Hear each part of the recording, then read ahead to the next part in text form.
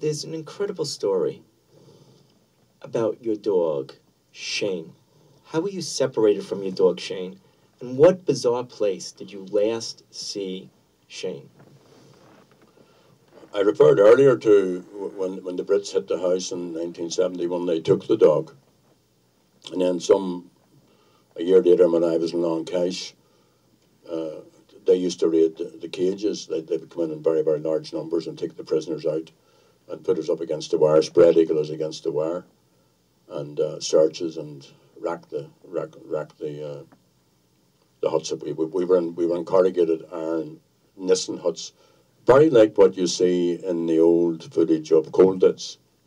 You know, they were just exactly like that.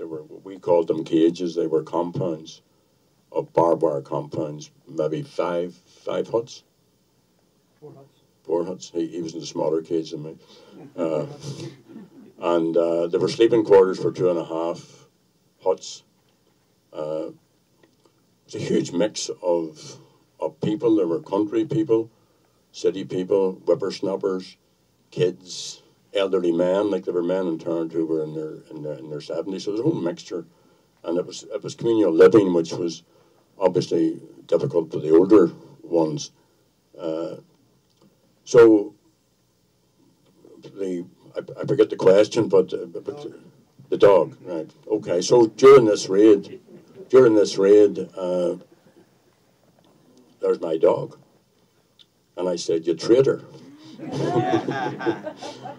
And the Brits had the dog, and I called the dog, even though I hadn't seen the dog in whatever time it was, and the dog started pulling and hauling. The soldier who had the dog could hardly contain the dog, and he eventually dragged the dog.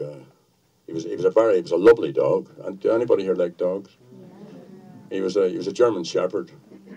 He was sable, and he was big boned. He was a big, handsome brute of a dog. But he went with the Brits, and that was it.